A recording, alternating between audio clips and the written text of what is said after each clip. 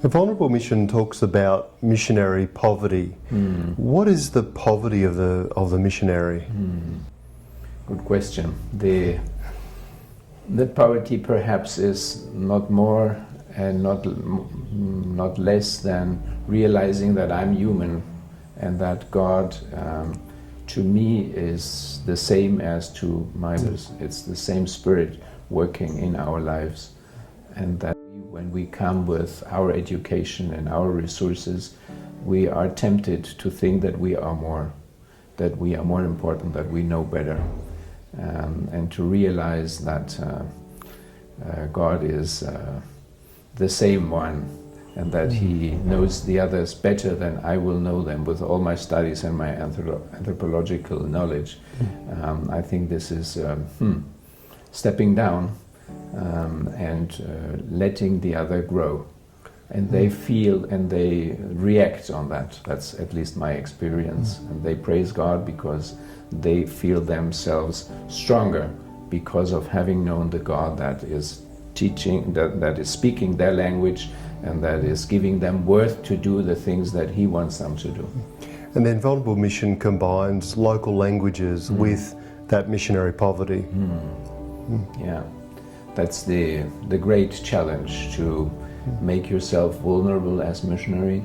Not more and not less than Paul and Jesus did, because they walked with the people, they were depending on their hospitality, they did not have resources in their pockets, they did not have great plans, but they were reacting on what the people were asking and requesting from them.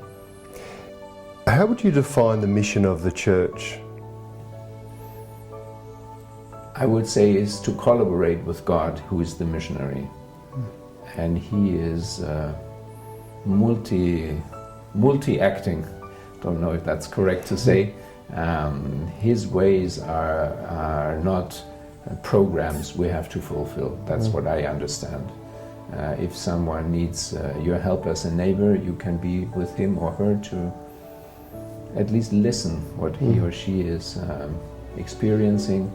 If there's someone ill, you can pray with him or her. If there's a community you want to visit with an indigenous brother or sister or someone, you can do it. There are always possibilities to act as a disciple of Jesus, and God will give you, Jesus will give me the inspiration to talk in the moments where talking is needed, and to close your mouth when it's better to not talk.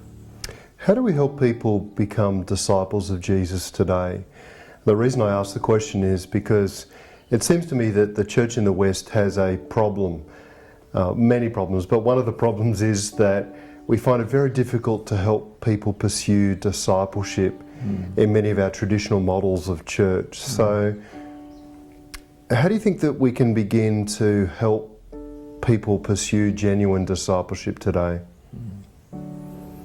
What I was learning and what I am learning from my especially indigenous sisters and brothers is their faith does not come out of knowledge. Their faith is related on experience of being loved, the experience of having had or having felt the power of God, as they say, which relates to the Spirit, and therefore they share with others what God is doing or was doing in their lives.